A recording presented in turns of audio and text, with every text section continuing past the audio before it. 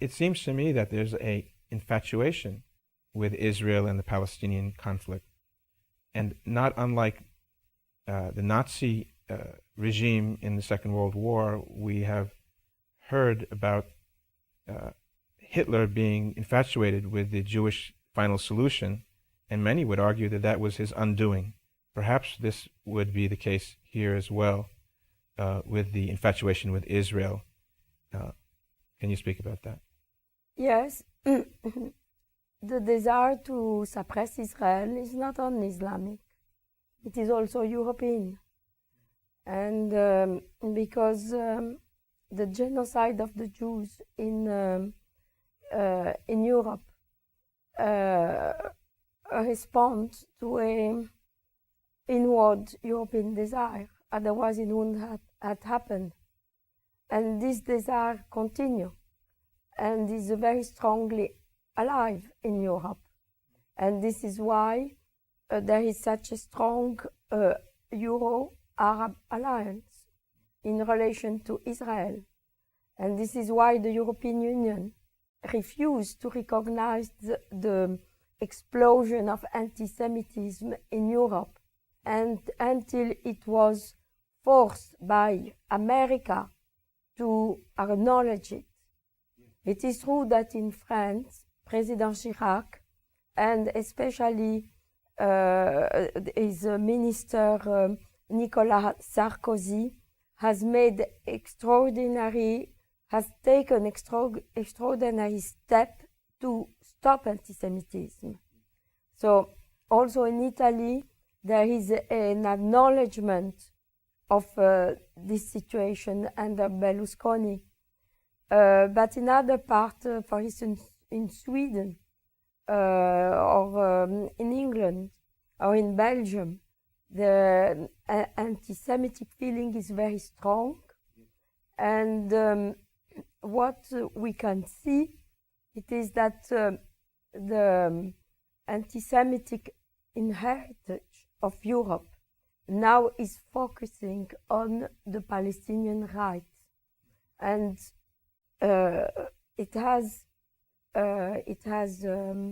conceived a new cult, which is Palestinianism, which in fact deny the legitimacy of Israel and demonize the state of Israel in order to legitimize the destruction of the state of Israel. Now, this Palestinian cult is overwhelming in Europe. You cannot escape from it, and it is made as if it is a messianic vision of a golden reconciliation, a golden era of reconciliation between Christian and Jews, and Christian and Muslims on the ashes of Israel. This is the Palestinian cult. This is Palestinianism. And we are living now through that. How was Europe's attitude towards Israel different before 1973 and after 1973? Before 1973, there was no anti-Semitism in Europe.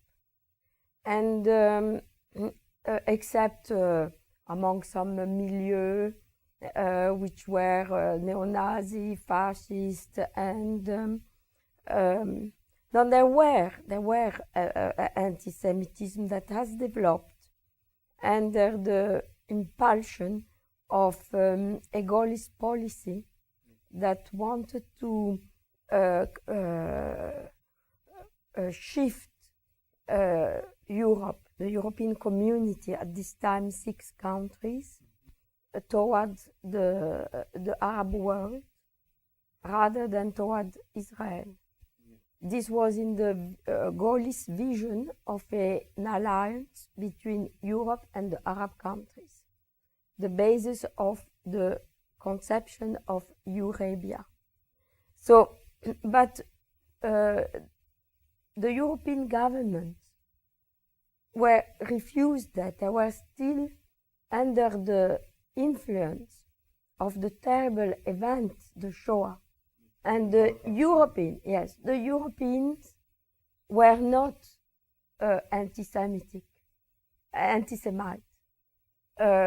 There was a general feeling of admiration for Israel, of solidarity with Israel, and a real sympathy with Israel, the French people, not the government. So we have to differentiate. So then, after 73, and the oil boycott,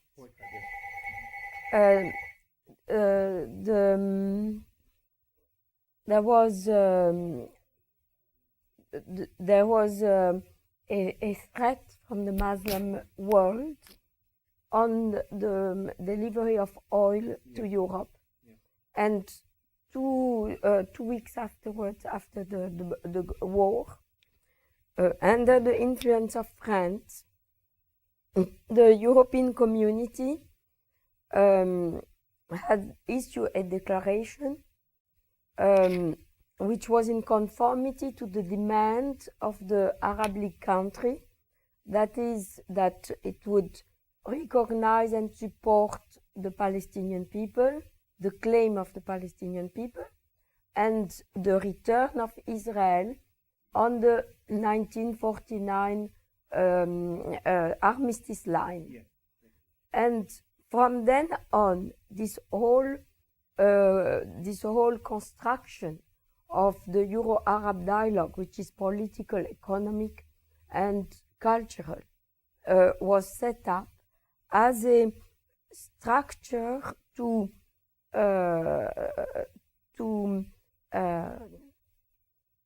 force upon the population a certain policy, yeah, to control them and to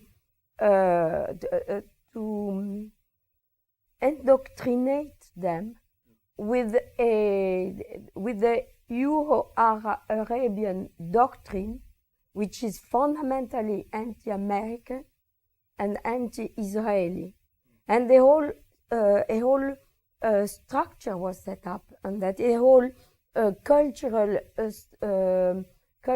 networks start working on that, European and Arabs. It was the European wants to invest into the Arab countries. They want also to secure the energy supply, and they want to develop to have a control over their former colony. But their approach to the Arab world was not political. It was economic. But the Arabs gave as a condition to conduct the economic dialogue with the European, that the European will link the economic aspect domain to the political domain, which relates to Israel and to America. And this was the fundament, the basis of this alliance. And until now, it is constantly reminded in the Euro-Arab meeting. For instance, in 2002, in Brussels, at the Euro-Arab meeting there, the Arab delegations declared that the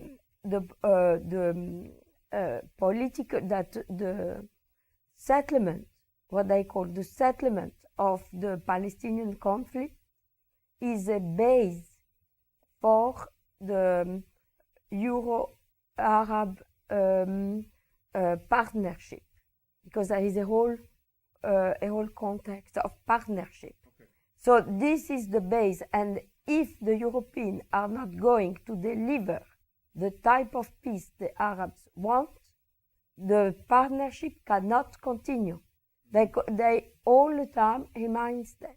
So this is why when Mark Grossman, the US representative, went to Cairo in 2004 to propose a program of democratization of the Muslim world.